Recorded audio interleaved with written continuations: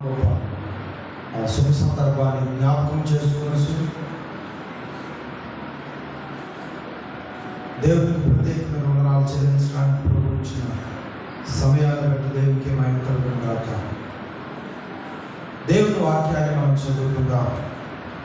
కీర్తనల గ్రంథము 15వ కీర్తన మొదటి వచనాన్ని చదువుకుందాం. కీర్తనల గ్రంథము 15వ కీర్తన మొదటి శరణాన్ని చదువుతున్నాం. యెహోవా నీ గుడారములో అతిథిగా ఉండదగిన వాడెవడు? నీ పరిశుద్ధ పర్వతం మీద నివసింపదగిన వాడెవడు? యథార్థమైన ప్రవర్తన కలిగి నీతిని అనుసరించు హృదయపూర్వకముగా నిజము పలుకువాడే. అట్టివాడు నాలుగుతో కొనిమలాడడు, తన చెలికానికి కీడు చేయడు, తన పొరుగువాని మీద నింద మోపడు. అతని దృష్టికి నీచుడు అసహ్యుడు. అతడు యెహోవా యందు భయభక్తులు కలిగిన వారిని సన్మానించు. అతడు ప్రమాణము చేయక నష్టము కలిగినను మాట తప్పడు. తన ద్రవ్యము వడ్డీకి ఇయ్యడు, నిరపరాధుని చెరుపుగక లంచం పుచ్చుకోడు. ఈ ప్రకారము చేయవాడు ఎన్నడను కదల్చబడడు. చదవబడిన దేవుని మాటలు మనము గమనించినట్లయితే మొదటి మాట 4వ మాటలో ఉన్న కొన్ని ప్రత్యేకతలు మనం గమనిద్దాము. యెహోవా నీ గుడారములో అతిథిగా ఉండదగిన వాడెవడు? నీ పరిశుద్ధ పర్వతం మీద నివసింపదగిన వాడెవడు? ఎవరు అనుకుంటున్నారు? ఈ వాక్యానికి అర్హమైన వారెవరు? అర్హత కలిగిన వారెవరు? ఈ లోకంలో చాలామంది భక్తులైన వారు ఉన్నారు, భక్తులు కాని వారు ఉన్నారు. భక్తులు కాని వారికి ఎటు ఈ భాగ్యం దక్కదు. ఈ భాగ్యము ఎవరికి దక్కుతుంది? భక్తులైన వారికి ఈ భాగ్యము దక్కుతుంది. పిల్లరా, యెహోవా నీ గుడారములో అతిథిగా ఉండదగిన వాడెవడు? నీ పరిశుద్ధ పర్వతం మీద నివసింపదగిన వాడెవడు? అతిథిగా ఆయన ఎదుకు వెళ్ళాలి.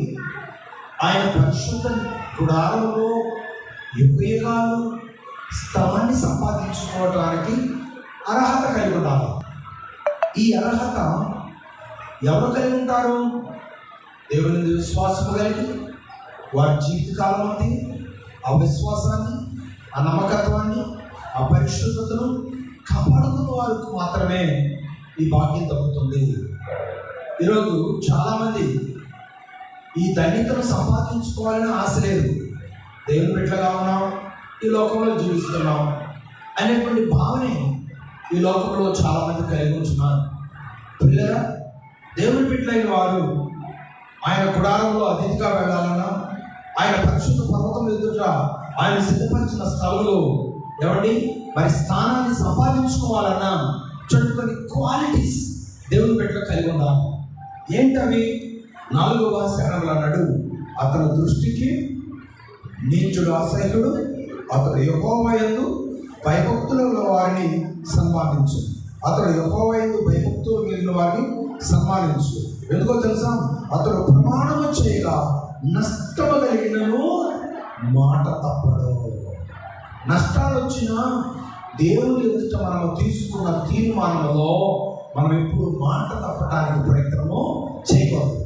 ఒకవేళ భూలోకంలో మాట తప్పి ఏదైనా మనం అనుకున్నది సంపాదించుకోవచ్చు, కూడబెట్టుకోవచ్చు. కానీ గుర్తుపెట్టుకోండి, మనం ఏం పోగొట్టుకుంటాం? అతిథిగా దేవుని ఎదుకు వెళ్ళే యోగ్యతను పోగొట్టుకుంటాం. దేవుడు సిద్ధపరిచిన పరిశుద్ధ పర్వతంలో మన కొరకు దేవుడు సిద్ధపరిచిన నివాస స్థలాన్ని మనం పోగొట్టుకుంటాం. భూలోకంలో ఉన్నంత వరకే, ఆ తర్వాత మన స్థితి దేవుడి ఎదుట ఒక వేరే స్థితిలో ఉంటుందని గమనించవలసిందిగా దేవుని వాక్యం తెలియజేస్తారు. తన బిడ్డలైన వారందరూ కొరకు దేవుడు ఒక అభయం ఇస్తున్నాడు. నమ్మకంగా ఉన్నారా?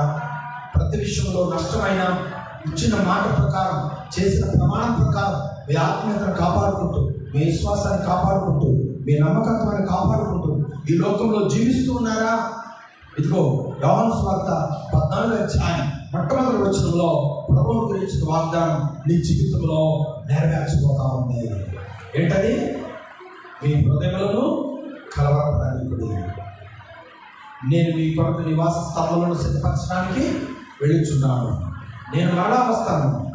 ఎవరైతే సిద్ధపడి ఉంటారో వారందరికీ కూడా నేను సిద్ధపరిచిన స్థలంలో మీకును అవకాశం ఇస్తానని ప్రభువు తెలియజేస్తున్నాడు.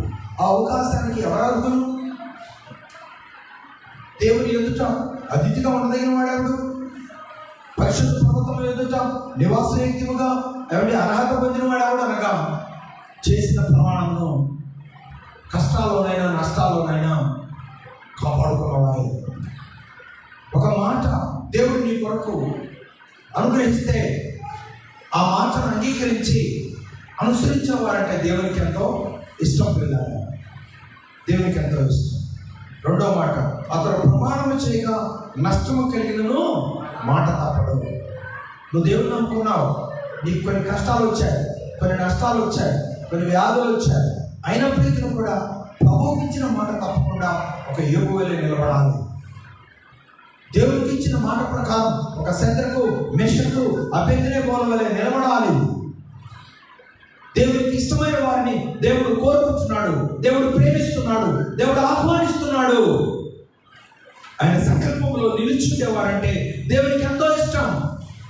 ఈరోజు ఒక ప్రత్యేకమైన వ్యక్తి గురించి నేను మీకు తెలియజేస్తాను.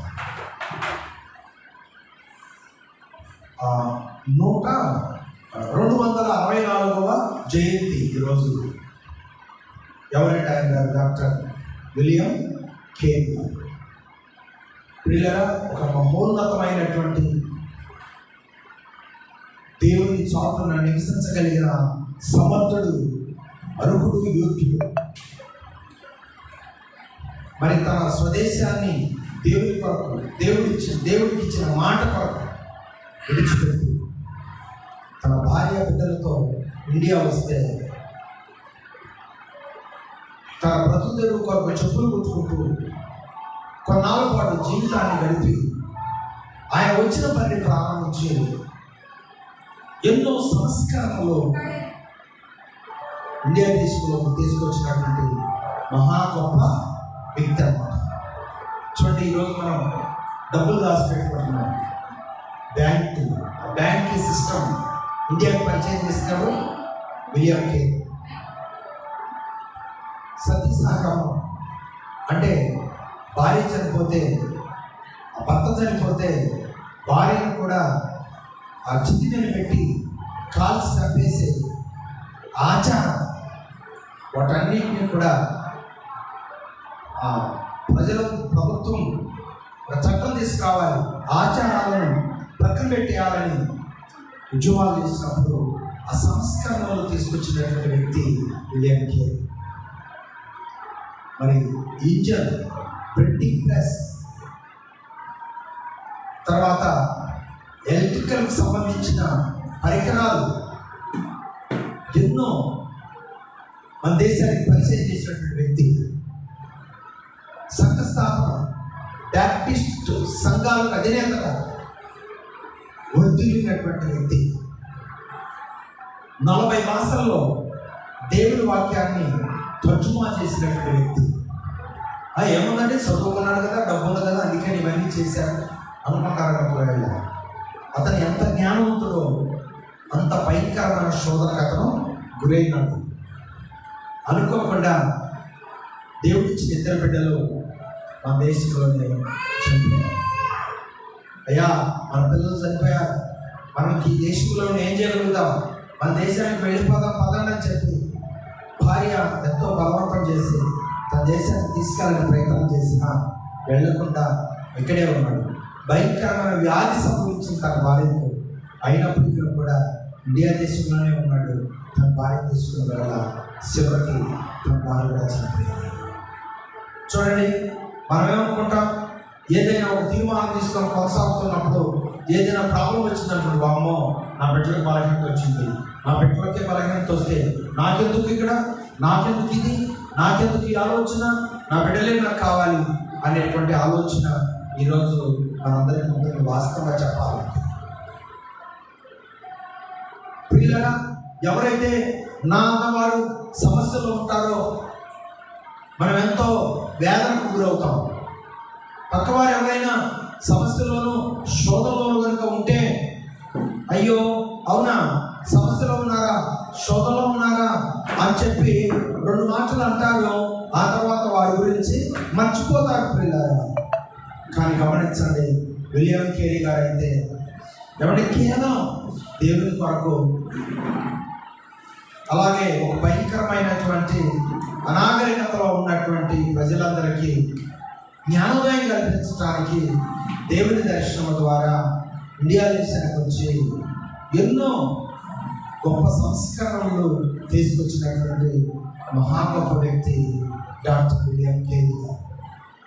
కాబట్టి అలాంటి మహా గొప్పవారు ఎందరో మన దేశానికి వచ్చి దేవుని ప్రేమను పరిచయం చేశారు. దేవుని ప్రేమను పరిచయం చేశారు. దేవుని ప్రేమను పరిచయం చేసిన కొరకు వారు చేసిన ప్రయత్నం ఏంటో తెలుసా? మొదటగా కొత్త నిబంధన గ్రంథాన్ని మన దేశ భాషలోనికి తర్జుమా చేయడం ప్రారంభించారు. గర్వంగా ఆ గ్రంథాన్ని మొదటిసారి తర్జుమా చేసేసరికి పిల్లలు చనిపోయారు, భార్య చనిపోయింది. తనొక్కడే ఇండియా దేశంలో ఉన్నాడు, దేవుని కొరకు నిలబడ్డాడు. అయినప్పటికీ కూడా ఏం జరిగింది? ఏ ఆశయంతోనైతే అతను పనిచేస్తున్నాడో ఆయన ఆస్తి అంతా అడియాస ఏంటో తెలుసా? మొదటిగా క్రొత్త నిబంధన గ్రంథమును మన ఇండియా భాషలోనికి తర్జుమా చేశాడు. మొట్టమొదటిగా ప్రింటింగ్ ప్రెస్ స్టార్ట్ చేశాడు. కానీ ఏం జరిగింది తెలుసా? అగ్ని ప్రమాదం ద్వారా ఆయన కష్టపడి రేయనక పగలనక కొన్ని సంవత్సరాల పాటు తర్జుమా చేసినటువంటి కార్యక్రమాలన్నీ కూడా అగ్ని ప్రమాదంలో కాలిపోయాయి. నేను చెప్పేది మీకు అర్థమవుతుందా? అగ్ని ప్రమాదంలో కాలిపోయాయి. ఇప్పుడు అదే మనమైతే ఏమంటాం? దేవుడి పనే కదా అతను చేసేది, ఏ లోపం లేకపోతే అలా ఎందుకు జరగాలి అనేవాళ్ళు లేరా? చాలామంది ఉన్నారు. అంటే ఈరోజు నువ్వు ఆశించేది ఏదైనా నీ కొరకు, నీ కుటుంబం క్షేమం కాదు. కానీ ఆనాడు విలియం కేరీ గారు ఆశించింది, చెప్పండి, విలియం కేరీ గారు ఆశించింది తన కొరకే కనుక, తన బిడ్డలకే కనుక ఆశించినట్టయితే తన బిడ్డలకు వ్యాధి సంబంధించుతూనే వెంటనే బ్యాగ్ సర్దుకుని మన దేశానికి వెళ్ళిపోయాడు. బిడ్డలను కోల్పోయాడు. ఇక్కడ తన భార్య అంటుంది, బిడ్డలను కోల్పోయాం, ఇంకేం సాధిస్తామా, మన దేశానికి వెళ్ళిపోదాం పద. వెళ్దాం. భార్యను కూడా ఇక్కడే పోగొట్టుకున్నాడు. ఇక నేను ఇక్కడ అందరినీ పోగొట్టుకున్నాను, తిరిగి నా ప్రాంతానికి నేను వెళ్తానంటే తలపు ఆయనకు కలగలేదు. తను అనుకున్న విధానాన్ని కొనసాగించడానికే అతను ఆలోచనతో ఉన్నాడే తప్ప నేను ఏం కోల్పోయాననే ఆలోచనతో అతను లేడండి. తను ఏదైతే దేవుని కొరకు సాధించాలనుకున్నాడో దాని మీదనే మనసు పెట్టి ముందుకు కొనసాగుతున్నప్పుడు కుటుంబానికి సంబంధించిన వాళ్ళందరినీ కోల్పోయినా సరే మరలా తను కష్టపడి తర్జుమా చేసినటువంటి ప్రతులన్నీ కూడా అగ్ని ప్రమాదంలో కాలిపోయాయి. ఇప్పుడు చెప్పండి, ఎంత శోధనలో ఉన్నాడు. అయినప్పటికీ కూడా దేవా నన్నేం చేయమంటావు, ఓర్పు కలిగి ఉండు, నేనున్నాను, గొప్ప కార్యం నీ ద్వారా నేను జరిగించబోతున్నానని దేవుడు అభిమిస్తా ఉంటే మరలా ధైర్యాన్ని తెచ్చుకుని వీళ్ళగా మరలా కొత్త మరలా తర్జుమా చేయడం ప్రారంభించారు. చూడండి, మరలా రెండవసారి మరలా తర్జుమా చేసి అప్పుడు తాను ఈ దేశానికి పరిచయం చేసినటువంటి ప్రింటింగ్ ప్రెస్ మీద మొదటి గ్రంథాన్ని ప్రింట్ చేశాడో అదే బైబిల్ గ్రంథం. అక్కడి నుంచి అతను చరిత్ర తిరగడాట మొదలుపెట్టాడు. ఎన్నో సంస్కరణలు ఇండియా దేశంలోనికి అతను తీసుకొచ్చి అమలు చేశాడు. గమనించవలసిందిగా కోరుతున్నాడు. ఈరోజు ఆయన చనిపోయాడు, కానీ ఆయన దేవుడి కొరకు ఎంత శోధన అనుభవించాడో ఆ శోధన కూడా లెక్క చేయకుండా దేవుని కొరకు నిలబడినందుకు అతడు ఎంత గొప్ప సంస్కరణలు ఇండియా దేశంలో తీసుకొచ్చాడో, అలాగే బైబిల్ విధానంలో సిర్పూర్ యూనివర్సిటీని ఏర్పాటు చేసి కొన్ని వేల పుస్తకాలను ఆ లైబ్రరీలో సెట్ చేసినటువంటి మహా గొప్పవాడు. అలాగే మరి ఏబిఎం తెలుగు బ్యాప్టిస్ట్ అనేటువంటిది మనలో పెడితే ప్రపంచవ్యాప్తంగా ఉన్న బ్యాప్టిస్ట్ కూడా వ్యవస్థాపకులు ఎవరు? William Carey.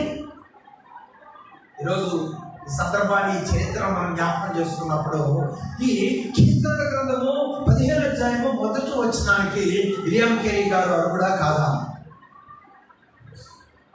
అసలు మొదటి వచనంలో ఏముందో మళ్ళీ ఒకసారి చదవండి, అప్పుడు మీకు అర్థం. యెహోవా నీ గుడారములో, అది దేవుడు తన గుడారంలోనికి విలియం కేరీ గారిని ఎలా ఆహ్వానించాడు చెప్పండి. ఇంకేమన్నా డౌట్ ఉందా మీకు? దేవుని కొరకు తన బిడ్డలనే త్యాగం చేసినవాడు, దేవుని కొరకు తన భార్యనే త్యాగం చేసినవాడు, దేవుని కొరకు యావదాస్తిని త్యాగం చేసి మరలా తనను తాను బలపరుచుకోవడం కోసం చెప్పులు ఉంచినటువంటి వ్యక్తి, గొప్ప ఉన్నతమైన మేధావి. తన ప్రణాళికలు అమలయ్యే వరకు ఏం చేశాడు? చెప్పులు కుట్టి తన ప్రణాళికను మెల్లమెల్లగా ప్రారంభించి ఉజ్వలింపజేసి అనుకున్న సంస్కరణని కూడా ఇండియా దేశంలోకి తీసుకొచ్చి తను అనుకున్నట్లుగానే బైబిల్ తర్జుమా చేసి, అదే బైబిల్ గ్రంథం తర్జుమా దరిదాపు మన దేశంలో 40 భాషల్లోనికి తర్జుమా చేసి ఏమండి ఒక సంస్థను, ఒక ఉన్నతమైనటువంటి దేవుని ప్రణాళికతో మారుమనసు అనుభవంలోనికి ప్రజలు నడిపించడానికి ఒక బ్యాప్టిస్ట్ అనేటువంటి ఒక సహవాసాన్ని స్థాపించి ప్రపంచవ్యాప్తంగా స్థిరపరిచి గొప్ప ఉన్నతమైనటువంటి సాక్షిగా, అంత సాక్షిగా కాకపోయినా దేవునికి మహిమాతమైన సాక్షిగా నిలబడి దేవుని పిలుపును అందుకున్నటువంటి వ్యక్తి డాక్టర్ విలియం కేరీ. కాబట్టి ప్రియులారా, అలాంటి మహానుభావులు, ఎందరో మహానుభావులు వారి వారి వారి వారి ప్రయత్నాలలో ఎవరి దేవుని పని చేశారు, దేవుని పని విస్తరింపచేయడానికి వాళ్ళే సమర్పించుకున్నారు, కుటుంబాలను సమర్పించుకున్నారు, జీవితాలను సమర్పించుకున్నారు. కాబట్టి ఈరోజు బైబిల్ గ్రంథం మన చేతిలో ఉంది. ఒక ఉన్నతమైన చట్టాన్ని మనం కలిగి ఉండడానికి దేవుడు కాసించారు. పిల్లల భారతదేశానికి సంబంధించిన రాజ్యాంగం అంబేద్కర్ గారు వాళ్ళు బృందం రచిస్తే కొన్ని సంస్కరణలు ఎవరు తీసుకొచ్చారు? క్రిస్టియానిటీ మిషనరీస్ కొన్ని సంస్కరణలు మన దేశంలోకి తీసుకొచ్చారు అనే వాస్తవాన్ని మీరు తెలుసుకోవాల్సిందిగా కోరుతున్నాను. కాబట్టి ఈరోజు జ్ఞాని కావచ్చు, ధనవంతుడు కావచ్చు, సంపన్నుడు కావచ్చు, దేవుని పట్ల ప్రణాళిక కలిగి ఉండాలి. అదేంటో తెలుసా? కష్టమైన నష్టమైన నువ్వు దేవుని నమ్మావు, దేవుని కొరకు ఏదైనా ఒక విలువైనటువంటి సాక్షి జీవితాన్ని నువ్వు కలిగి ఉండడానికి ప్రయత్నం చేయి. దేవుని కొరకు ఒక ఆత్మను నడిపించడానికి ప్రయత్నం చేయి. నువ్వు దేవుని బిడ్డగా మారిన తర్వాత నీ సాక్ష్యాన్ని దేవుని కొరకు మాత్రమే కొనసాగించడానికి ప్రయత్నం చేయాలి. ఇది దేవుడు ఇస్తున్నటువంటి ఒక గొప్ప విలువైన వార్త. యెహోవా గుడారంలో అతిథిగా ఉండదగిన వాడెవడు? ఆయన గుడారంలోనికి నువ్వు అతిథిగా వెళ్ళాలంటే దేవుడు నమ్ముకోవడంతోనే సరికాదు. దేవుడి ప్రేమ కలిగి ఉండాలి, దేవుడి రక్షణానందం కలిగి ఉండాలి, అలాగే దేవుని పట్ల ఒక మంచి గుణము కలిగి ఉండాలి, అలాగే దేవుని కొరకు కొందరిని నడిపించేవారిగా ఉండాలి. దేవుడి పేరిట కొంత మంచి కార్యక్రమాలు కూడా సమాజంలో చేయడానికి ఎప్పుడూ ముందుండాలి. విలియం కేరీ గారు పరిచర్య చేశారు, సంస్థను స్థాపించారు. ఎన్నో సంస్కరణలు, ఎన్నో కొత్త విలువైనటువంటి టెక్నాలజీతో కూడినటువంటి ఆ పరికరాలను కూడా మన దేశానికి పరిచయం చేసి అతని మాట వినే విధంగా, దేవుని కొరకు తలవంచే విధంగా ఎంతనో ప్రఖ్యాతి గంచిన వారిని నడిపించాడు.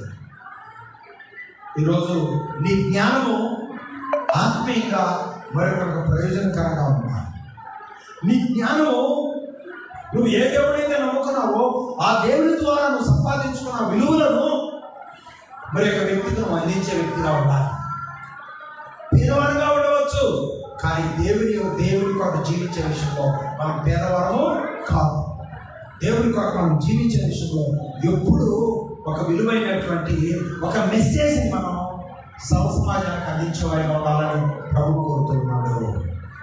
కాబట్టి ఈ విషయంలో నువ్వెలా విలియం కేరియర్ కూడా అయ్యాడు, అలాగే మార్టిన్ లూథర్ గారు కూడా అయ్యాడు. ఎందరో మహానుభావులు దేవుని యొక్క అమూల్యమైన సంగతులను పరిచయం చేసినటువంటి వారి యొక్క వివరణ ద్వారా ఈరోజు క్రైస్తవ ప్రపంచమంతా కూడా దేవుని జ్ఞానాన్ని నేర్చుకోవాలి. గొప్ప గొప్ప ప్రఖ్యాతి కాంచినటువంటి దేవుని గుడారంలో అతిథిగా ఉండదగిన వారంతా కూడా ఎక్కడికి వెళ్ళిపోతున్నారు? దేవుని గుడారంలోనికి వెళ్ళిపోతున్నారు. ఇది ఇటీవల కూడా ఇంకా అయ్యగారి భూస్థాపన కూడా జరగలేదు.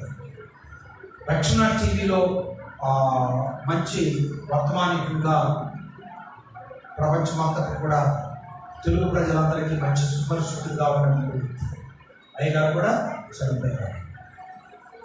పగడాల ప్రవీణ్ గారు తెలుగు ప్రపంచం అంతటి క్రైస్తవంలో ఉన్నటువంటి ఆ గొప్ప ఉద్యమం అంటే ఏంటో సమాజానికి పరిచయం చేసినటువంటి ఒక గొప్ప వ్యక్తి. ఇంకా బ్రతుకున్నారు ఎందరో అతిథి గృహములకు అర్హులైన వారందరూ కూడా గొప్పగా ఆయన పనిలో సాగిపోతున్నారు. ఆయన పనిని చేసి ఆయన పనిని ముగించుకొని ఎందరో దేవుడు సిద్ధపరిచిన ఆ అతిథి గృహానికి అర్హులై అతిథి గృహములకు ఆహ్వానితులైనారు. ఇంకా మనం ఉన్నామంటే దేవుని కృప. మనము కూడా మనల్ని మనం ఎప్పటికప్పుడు పరిశీలన చేసుకొని ఈరోజు నేను ఈ లోకంలో బ్రతుకుతున్నాను, తింటున్నాను, సంపాదించుకుంటున్నాను, బిడ్డలు చదివించుకుంటున్నాను, ఆస్తులు సంపాదించుకుంటున్నాను, బాగానే ఉన్నాను అనే భావనతో మనం ఉండకూడదు. మనం అవన్నీ మనకు కావలసినవి కాబట్టి మనం సంపాదించుకుంటున్నాం. అయితే దేవునికి కావాల్సినది కూడా నువ్వు దేవుని కొరకు సంపాదించాలి. ఏంటది? నువ్వు అతిథి గృహంలోనికి వెళ్ళి అర్హతలు పొందావు. నీ ద్వారా మరి కొందరైనా అతిథి గృహంలోనికి నువ్వు ఆహ్వానించే వ్యక్తిగా ఉండాలని ప్రభు ప్రకటన తెలియజేస్తుంది. మనం ఏదైనా కాదు అనుకుంటే అన్నీ మనకు ఆటంకాలుగానే ఉంటాయి. ఏదైనా మనం చేయాలి అనుకుంటే మాత్రం ఖచ్చితంగా దేవుని చిత్తంలో అనుకున్నది నెరవేర్చగలుగుతాం. దేవునికి స్తోత్రం. ఒక ఆత్మను ప్రభు సన్నిధిలోనికి నడిపించడం అంటే అగ్నిలో నుండి ఒక ఆత్మను మనము రక్షించిన వారమే అనే వాస్తవాన్ని గుర్తుపెట్టుకోవాలి. ఆ వ్యక్తి సమాజానికి పనికొచ్చేవాడైనా సమాజానికి పనికిరాని వ్యక్తి అయినా ఎవరికి పనికి వస్తాడు చెప్పండి? Very good. ఎవరికి పనికి వస్తాడు? కాబట్టి ఎవరిని తీసివేయద్దు. నువ్వు క్రమంగా ఉండు, ఆ అతిథి గృహానికి అర్హుడుగా ఉండు. మరి ఒక వ్యక్తిని ఆ అతిథి గృహంలోనికి నువ్వు తీసుకొచ్చే వ్యక్తిగా నువ్వు ప్రయత్నం చేయాలి.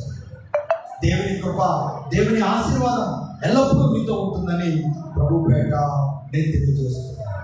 అలాగే ప్రభు అన్నాడు, నీ పరిశుద్ధ పర్వతం మీద నివసింపదగిన వాడెవడు? నివసించే ఒక నివాస స్థలము యోహాను సువార్త 14వ అధ్యాయంలో 1వ వచనంలో చూపించాను. చూసారా? చూడండి ఒకసారి, చదవండి, ఎంత బాగుందో ఆ మాట.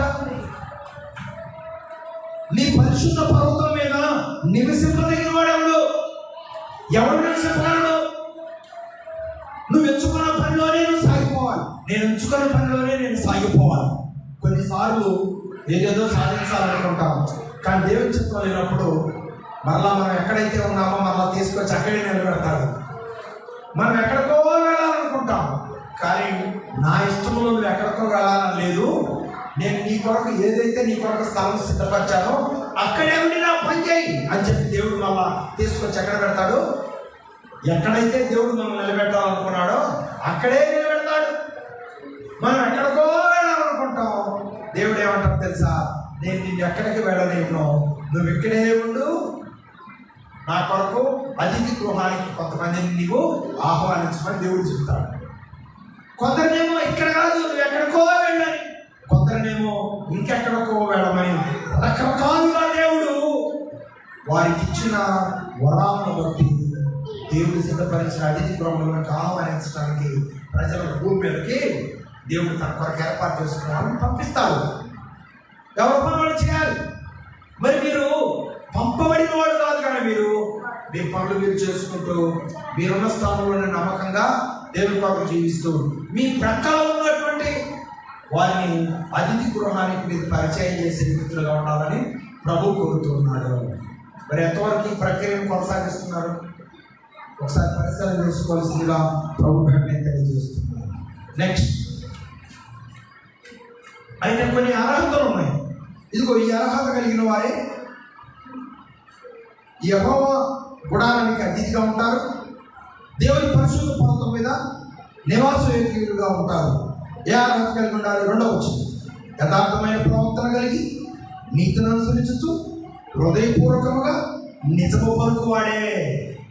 గమనించండి, యథార్థమైన ప్రవర్తన కలిగి. మరి నీ ప్రవర్తన ఎలా ఉంది? యథార్థంగా ఉందా? అవకాశవాదంగా ఉందా?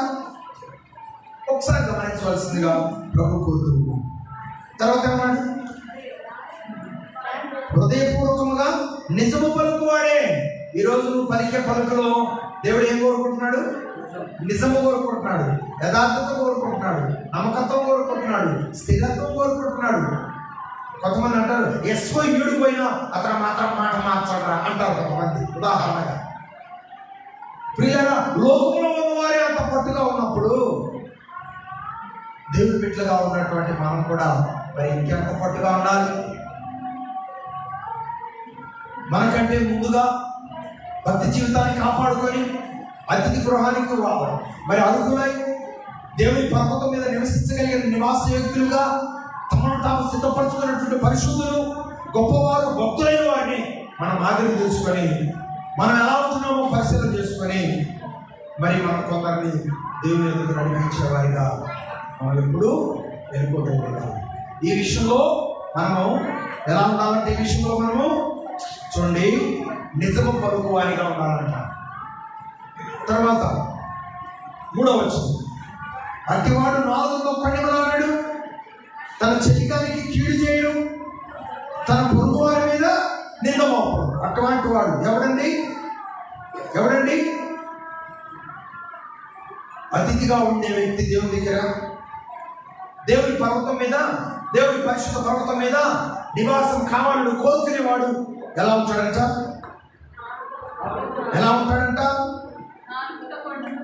ఎంత మంచి మాటలు నేను చూడండి ఇక్కడ. అట్టివాడు నాలుగుతో కన్యమలాడు, తన చెలికానికి కీడు చేయడం, తన పొరుగు వారి మీద నింద మోపడం. కొంతమంది అంటారు, ఏ కాడికి వాడు మంచోడు కాదు, వీడు మంచోడు. మరి నీ మంచితనం ఏదో చెప్పు. నీ మంచితనం పక్కాడు చెప్తాడు. కాబట్టి ప్రియులారా, ఈ విధానంలో మనం ఆలోచన చేసుకుంటున్నప్పుడు గమనించండి, ఎవరికి వాళ్ళు ఎప్పటికప్పుడు పరిశీలన చేసుకునే వాళ్ళమే. ఎవరికి వాళ్ళు తొందరపడి మాట్లాడానా, తొందరపడి ప్రవర్తించానా, తొందరపడి ఆలోచించానా, పరిశీలన చేసుకుంటూ ఒక సవాలుతో కూడినటువంటి నమ్మకత్వాన్ని కాపాడుకునే విధానంలో మనం సాగిపోయేవారిగా ఉండాలి తప్ప, పరిశీలన చేసుకుంటూ సాగిపోయేవారిగా ఉండాలి తప్ప ఆగిపోయేవారిగా ఉండకూడదు. నెక్స్ట్, నాలుగుతో కణివలాడేవాడిగా ఉండకూడదు, తన చెలికానికి కీడు చేసేవాడిగా ఉండకూడదు, తన పొరుగు వారి మీద నింద మోపేవాడిగా ఉండకూడదు. ఈరోజు ఇవి ఎక్కువైపోయినాయండి. 3వ మాట ఎక్కువైపోయింది ఈ రోజున. మరి మనం ఎలాంటి వాళ్ళమని పరిశీలన చేసుకుంటున్నప్పుడు తొందరపడి ఇతరుల మీద నింద వేయడానికి మనం ప్రయత్నం చేయం. ఇష్టమైన వాళ్ళ దగ్గర ఒక రకంగా ఉంటాం, ఇష్టం లేని వాళ్ళ దగ్గర ఒక రకంగా ఉంటాం. మరలా దేవుని బిడ్డలుగానే చక్కగా దేవుని సన్నిధిలోకి వెళ్తా ఉంటాం. గుర్తుపెట్టుకో, అది దేవునికి ఇష్టమైన విధానం అయితే కాదు. దేవుని బిడ్డగా నీ మాట, నీ గౌరవమైనటువంటి విధానం ఎప్పుడూ ఒకే విధంగా ఉండాలి. సన్నిధికి నీకు నచ్చిన దగ్గరికి వెళ్తున్నావు, మంచిదే, కానీ ఆ క్రియ మాత్రం సమాజంలో మనం ఎప్పుడూ చూపించాల్సిందే. మేము కలిసి ఆరాధించే వాళ్ళ దగ్గర చూపిస్తాం, మిగతా వాళ్ళతో నాకేం పని అని ఒకవేళ నువ్వు అన్నట్లయితే, అసలు దేవుడే కనుక నీతో నాకేం పని అని ఈ లోకంలోకి రాకపోతే మరి మన పరిస్థితి ఏంటి? మనం ఎవరి వశంలో ఉండేవాళ్ళం అప్పుడు? అపవాది కొరకును దాని దూత కొరకును సిద్ధపరిచిన నరకంలో యుగ యుగాలు కాలిపోయేదానికి అర్హులమయ్యేవాళ్ళం. ఏమండి, ఇలియం కేని లాంటి భక్తులు, ఏమండి మార్చే దోదర్ గారు లాంటి భక్తులు, బక్సింగ్ గారు లాంటి భక్తులు, దానియేలు గారు లాంటి భక్తులు, పాక్స్ గారు లాంటి భక్తులు, ఎందరో ఎందరో ఎందరో వారి జీవితాల్లో దేవుని కొరకు త్యాగం చేసి సర్వ సమాజం దేవుని యొక్క పర్వతం మీద నివసించగలిగిన వారిగా దేవుని యొక్క అతిథి గృహంలో వారసులుగా ఉండాలని త్యాగం చేశారు దేవుని కొరకు వారి జీవితాల్లో. కాబట్టి ఈరోజు వాళ్ళు స్మరణీయులుగా మిగిలిపోయారు. విలియం కేరీ గారు ఎన్ని సంవత్సరాలు అయితే ఆయన పుట్టి ఎన్ని సంవత్సరాలు అవుతుంది? 264 సంవత్సరాలు అవుతుంది. అయినప్పటికీ కూడా ఆయన తీసుకొచ్చిన సంస్కరణలు, ఆయన మంచితనం, దేవుడి కొరకు ఆయన అనుభవించిన నష్టాలు, ఇవన్నీ కూడా మనం జ్ఞాపకం చేసుకుంటున్నప్పుడు వారు మహనీయులు కాదా? దేవుడి కొరకు సమర్పణ కలిగిన యోగులు కాదా? దేవుడి పర్వతం మీద నివసించుటకు, ఆ పరిశుద్ధ పర్వతంలో నివసించుటకు యోగులు కాదా? అతిథులుగా దేవుని గుడారంలోనికి వారు వెళ్ళటానికి వారు ఆహ్వానితులు కాదా? ఎస్. మరి మనం ఎలా ఉన్నాం?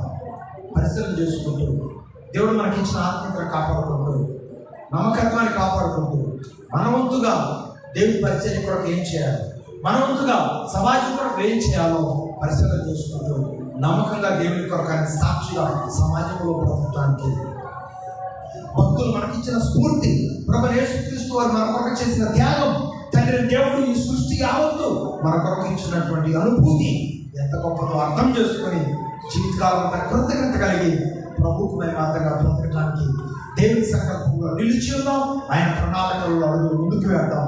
దేవునికి మేమంతంగా ఆరాధిస్తూ దేవుని సాక్షిగా ముందుకు కొనసాగడం. దేవుడి మాటలు దీవించిన దాకా ఆమె.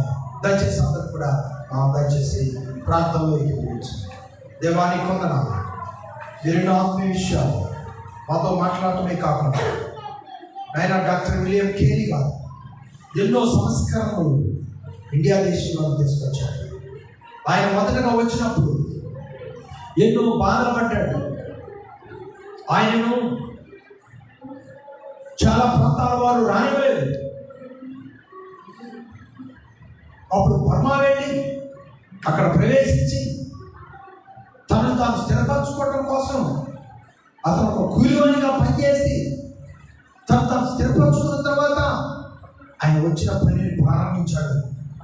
ఆయన మేధస్సు, ఆయన ఆలోచన విధానాలు, ఆయన గొప్పతనాన్ని అనాగరికతగా ఉన్నటువంటి ఈ సమాజం పట్ల ఒక టెక్నికల్గా ప్రభుత్వంతో మమేకమై సంస్కరణ తీసుకొచ్చి, టెక్నాలజీని తీసుకొచ్చి, యంత్రాలను తీసుకొచ్చి, పరికరాలను తీసుకొచ్చి, విజ్ఞానాన్ని తీసుకొచ్చి, భక్తి జీవితాన్ని తీసుకొచ్చి, అభివృద్ధి పదంలో నడిపించి, బ్యాంక్స్, పాఠశాలలు, అలాగే అచ్చు యంత్రాలు, కంప్యూటర్ సిస్టమ్స్, ఎన్నో పరికరాలను అనగారిక స్థితిలో ఉన్న సమాజాన్ని పరిచయం చేసి, దేవుని ప్రేమను పరిచయం చేసి, ఒక గొప్ప ఉన్నతమైనటువంటి అతిథి గుడారములకు అర్హులుగా, పరిశుద్ధ నివాస స్థలంలో నివసించడానికి యోగ్యులుగా ఎంచబడ్డారయ్యా. స్తోత్రాలు. ఆ మహనీయులను జ్ఞాపకం చేసుకుని ప్రభా మమ్మల్ని మేము సవరణ చేసుకునే విధంగా నీ మహిమపరమైన సాక్షిగా బ్రతికే విధంగా సిద్ధపడుతున్నవలసిందిగా కోరుతున్నా. పలువురు మా ప్రియులు శ్రద్ధతో ఎవరైనా నీ మాటలు వింటే వారిని కూడా బాధపరుస్తుందండి. నిశ్చితమైన ప్రభావం వరకు మాత్రం నడిపించి జరగాల్సిన క్రమం, ఇక మా ముందున్న జరగాల్సిన ఆరాధనలు నిశ్చితానుసారంగా కొనసాగడానికి ఈ దినమంతా సన్నిధిలో ముందుకు ప్రకటించడానికి ప్రణాళిక చొప్పున మాతో నడిపించి మహిమ పొందుతూ ఉంది. ప్రభువు రక్షకుడైన యేసయ్య నామములో ప్రార్థించి వేడుకుంటున్నాను ప్రభు తండ్రి. ఆమేన్. రైట్, మంచిది. ఈ సమయంలో మనందరం కూడా ఆరాధనా క్రమంలో